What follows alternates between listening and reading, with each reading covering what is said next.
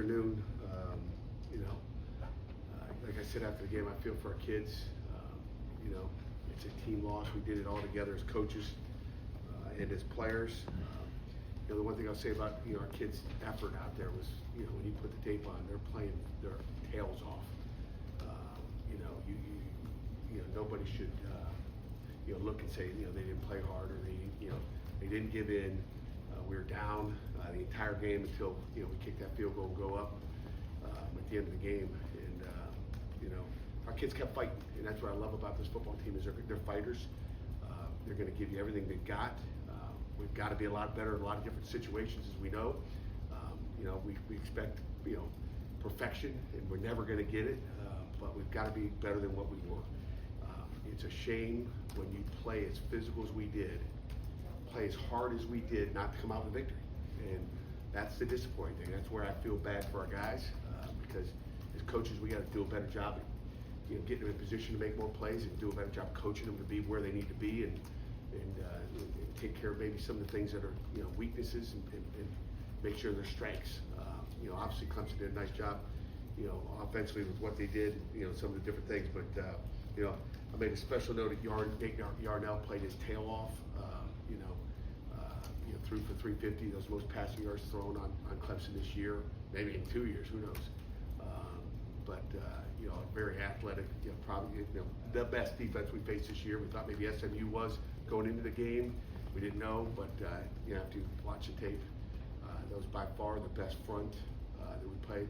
TJ Parker is a beast, number 3. He will be a first-round defensive end someday. So that's what Jackson Brown had to go against most of the day. I think they matched him up with the young guy, which, good move by them. Probably should have helped a little earlier, but we ended up helping late, but not enough. He took over the game. Some just quick stats-wise that I think are important. And this is why stats really don't matter, because you can look at the stats all you want. It comes down to winning and losing. We had 87 plays, they had 70, okay? One of the first times we've had more plays. Our offense was on the field more than our defense. Time possession, 34 minutes to 26. We got 27 first downs, they got 21. Rushing yards, we got 88, they got 58. And they had 8 going into that last, quarterback draw. And we had 350 passing, they had 288, okay? Total yards, we had 438, they had 346, the fewest since they played Georgia. So that tells you what kind of effort our guys, played with out there. And obviously, I'll give you one less, 13 penalties to 6 penalties. And I can't explain the 6. Sometimes I can't explain 13, okay? You guys got the videotape, you guys can watch it, and, we know there's all kinds of stuff there. We talked to our guys just about, it's a 60-minute game. You can play great for 58 and a half minutes, it doesn't matter, okay? You better play great for 60 minutes, and that's why it's, there's a clock on the scoreboard to track that. It's a game of inches, and we didn't get the inches when we needed them, and that's what it comes down to. And that's why they got the victory we did. Defensively, we had two 3-play, 75-yard drives. First one was 2 big passes, and then the last one, which was in a 2-minute situation. And like I said, I've got a lot of confidence in what we do on third down and what we do in 2-minute drills. And we've seen our guys, get off the field many times throughout our career. That was a poor performance, okay, by coaches and players as far as not getting off the field. There's a lot of faith in our players and in what we do to get off the field. We didn't get it done, and that's on us as a team. And then offensively, I thought we started slow. I think things were moving fast for the offense, and some of the moving parts we had up front. And like I said, Nate did a nice job of playing his game, and I thought he really came on in the second half after he hadn't played for a while. He played fast defense, one of the best defense you faced all year, and the first really game experience. I think it took a while for him to get going, but I thought in that second half he was outstanding. Took hits. It is hard to stay in that pocket and trust that you're going to be okay and throw those balls. Maybe he took some hits and did it like a pro. So I love Nate for that, and that's kind of who Nate is. He's a tough son of a gun. And then down to the goal line, we did just a poor job communicating. He got loud down there for some reason. I don't know what it was. Got loud. We had some communication issues through the thing. And I told Nate, like, after yesterday, like, why don't you do this? And he's like, we already got those things covered. I said, we can see this, that you're having troubles hearing it. But and then they're looking at the sideline, but we're in a little huddle, so that was chaos. So we'll fix that this week. We haven't had it before, and again, it's on us as coaches. It starts with us, period. And then we just had some, issues. The ball being smack in the middle of the field. Anybody knowing, and again, you guys don't hear all those issues, but the ball happened to be smack in the middle, just getting lined up. And we just did a poor job, and that's on coaches as well. So, questions? Well, let's go on to Louisville. Obviously Jeff Brom, coming off the loss out at Stanford, great head football coach, known him for a long time. He's an offensive guru with his brother Brian as well. As his offensive coordinator, but obviously Jeff he's the OC and calling the plays. I think he does an outstanding job. We got Tyler Shuck as our quarterback, who Tyler is a gunslinger, came from Texas Tech transfer. He can throw it. He's very, very talented, and somebody that we're going to have to play really well against. Again, ACC, the conference of quarterbacks, right? I mean, when you look at the young man we played last week. They got talent in the backfield. They got talent all over the field. They got a lot of transfers on the football team. Tailback Isaac Brown's had a tremendous freshman year. Has a great chance of being the rookie of the year in the conference. Ja'Cory Brooks, wide receiver, number 1 and number 0. Keep an eye on those two guys. Chris Bell's the other guy, too big, 200, 6'2", 6'3", 220-pound targets. Ja'Cory's a 1,000-yard receiver already, so they got talent back there. And Jeff Brom does as good. They're going to take their shots and go deep on it. So, and they like to run the ball. I mean, the tailback is really good. And then defensively, Mark Hagan's one of their co-defense coordinators with Ron English. I've known Mark Hagan for a long, long time. He was at Northern Illinois when I got there back in the day. He's a D-line guy as well. But they do a great job. They're 4 down and get after it. Ashton Gillette is the guy that caused havoc off the edge. I think he leads the country with maybe 53 pressures on the quarterback. So we'll have to know where he is at all time and try to help all of our linemen out when he's a pass rusher. So talented, and we got to go on the road and get a win, and that's our intentions. Questions?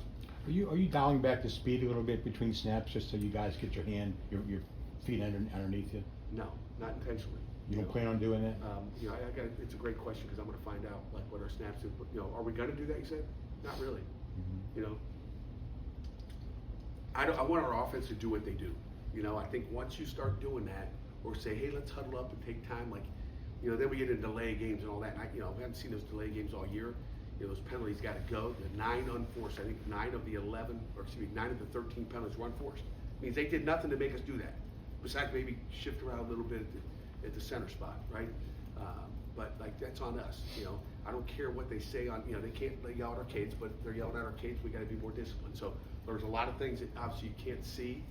Why did it happen? But there's some stuff that shouldn't be going on in a football game, and we got to control it and do a better job. When you line up, you guys have the O-line go get set first, but the skill guys stay there, look over at the sideline. Have you talked to Cade why he likes to do that, and do you think we that don't maybe always do that? Always? It's what we call bounce huddle. Okay, so we do that every once in a while. It all depends, but it's just we've done that all year. But everybody will see that maybe on the goal line at 1st and 2 at the 2. When I think that's a touchdown anyway, guys. So whatever, maybe we shouldn't have been down there. Maybe we should just brought Ben out for the extra point. But that's why I coach. Eli's health is a consideration, but is Nate the way he played on Saturday? Does that earn him some consideration for the starting job? Yeah, well, we'll find out when Eli's cleared. He hasn't been cleared yet, so there's no question. I mean, as we talked all August, we got 2 really good quarterbacks, and both of them have opportunity. I mean, Nate did a heck of a job out there, like I thought and knew he would. He prepares like a pro, and again, maybe he didn't quite prepare like a pro. For that second half of Virginia, I didn't think he was going to be put in that position, and that's every guy on our football team's got to be prepared for that position, whether it's at center, at quarterback, or at corner. For if you're the next man, and you better be ready to go. And if you don't, you let the team down. But Nate certainly with the week of practice and getting all the reps, he's like a just talking to him. After the games, I coached. I knew every blitz that was coming. Okay, except for 2. He knew. It wasn't like he didn't prepare for it. But he knew it was coming. He knew where it was coming. He was able to get protection where he needed to. But you still got to block 1-on-1, right? You still got to, the rate of 6, you got to be good for it. So, just his intelligence goes a long way. On, on the matter of the offensive procedure penalties, I think you have 17 all season. 9 are in the last 2 games.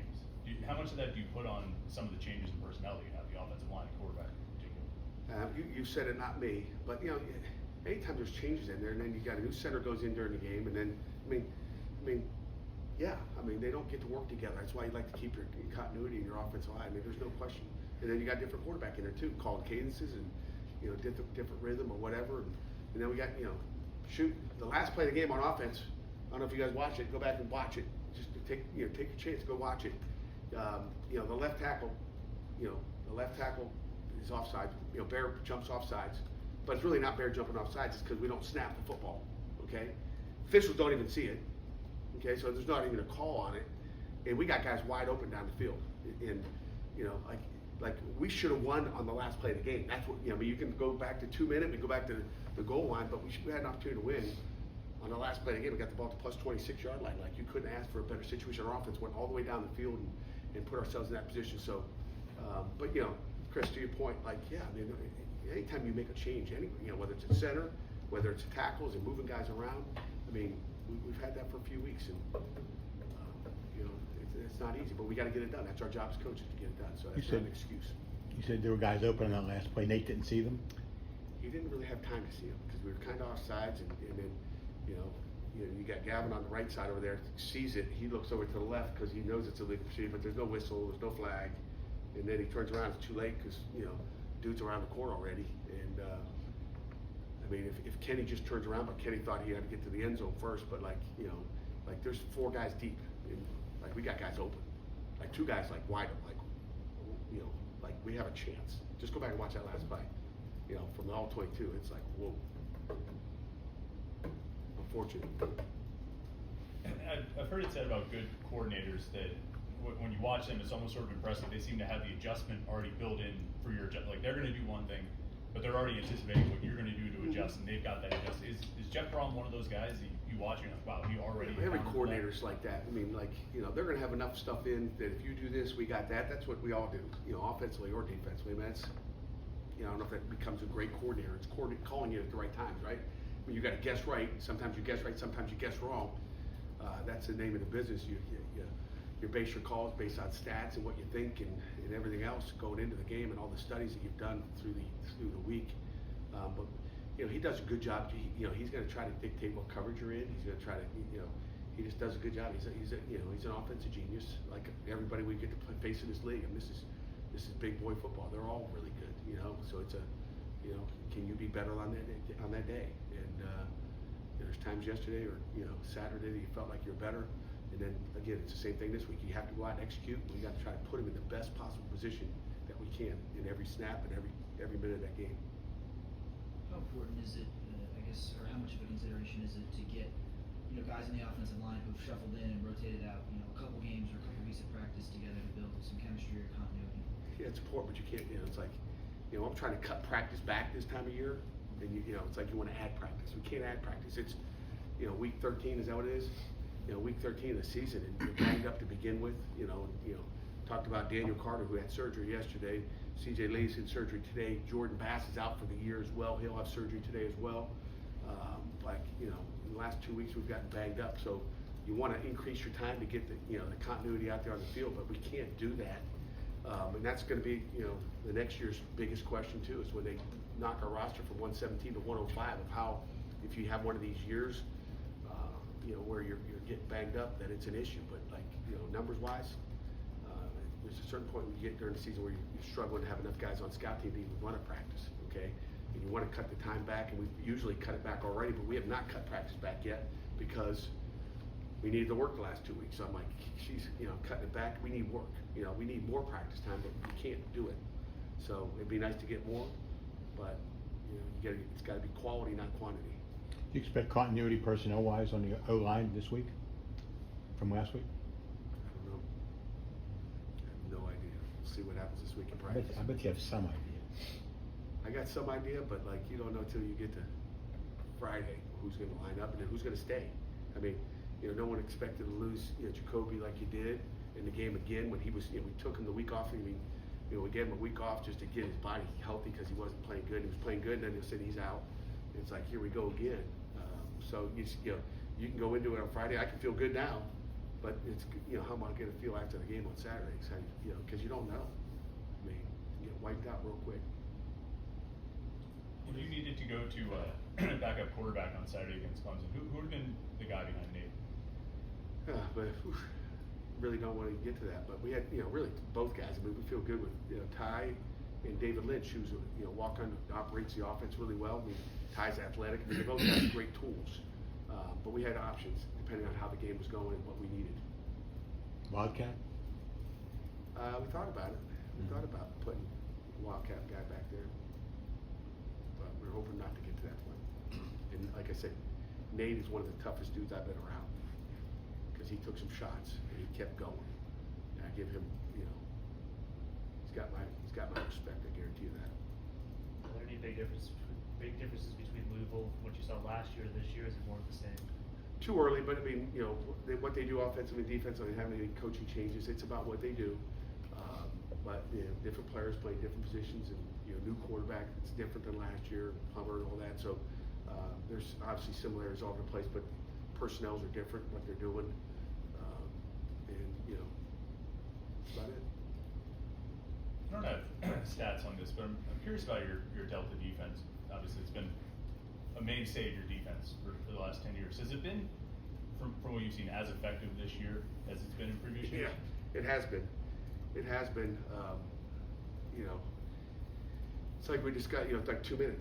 Like, I mean, just look at Kyle Lewis's interceptions that he's had this year in that package and the plays we've made. I mean, if you go back to 2 minute, whether it's West Virginia, Cincinnati, like the production we've had out there, everybody has one of their days, right? And it's good until it's not good. But I don't think it's the package. I think it's the calls, when you make the calls and what those calls were, and it's also the execution. So it comes down to player and coach and doing it together. But I think a lot of people make mistakes. I mean, we've been running the same. I've been running the same defense at Division I level since 2003, and there's tweaks and different stuff. Like they rushed for 8 yards going into the last series of the drive, and you don't really expect anybody with no timeouts to run the ball and then get tackled. Okay, so you're not sitting there really worried about a run game at that point. We were worried about a run game on the first play in 2 minutes at the half, because that's what they usually do. And you got it's not 2 minutes at the end of the game, but 2 minutes at the end of the game, no timeouts, and you run the ball.